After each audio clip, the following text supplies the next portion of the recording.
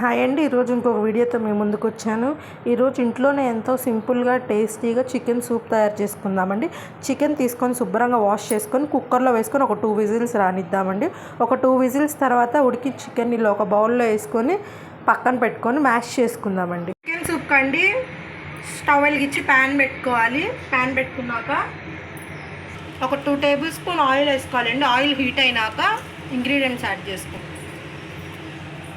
Oil heat అయినాక ఫైన్గా chop చేసుకున్న ఆనియన్స్ అను క్యారెట్ యాడ్ చేద్దామండి. ఇవి బాగా ఫ్రై అవ్వాలండి.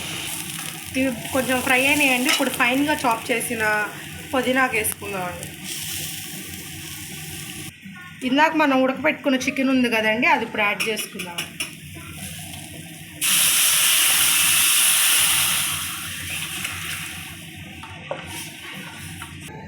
ఇలా బాయిల్ అవుతున్నాకండి ఒక 1/2 table spoon pepper powder add చేసుకుందామండి. ఇప్పుడు ఇవి బాగా బాయిల్ అవుతున్నాయి కదండి. ఇప్పుడు మనం ఒక టేబుల్ కార్న్ఫ్లోర్ తీసుకొని అది వాటర్లో డైల్యూట్ చేసుకొని ఇందులో యాడ్ చేసుకుందామండి. అంతా బాగా మిక్స్ చేసుకుందాం ఒకసారి. ఇప్పుడు బాయిల్ అయ్యేదాకా వెయిట్ చేసి స్టవ్ ఆఫ్ చేసుకొని ఒక బౌల్లోకి తీసుకొని పైన కొంచెం లెమన్ అను కొత్తిమీర వేసుకొని సర్వ్ చేసుకోవడమేనండి. ఎంతో టేస్టీగా ఉండే చికెన్ సూప్ రెడీ అయిపోతుంది. ఈ వీడియో కనుక మీకు నచ్చినట్లయితే లైక్ చేయండి, షేర్ చేయండి, సబ్స్క్రైబ్ చేయండి.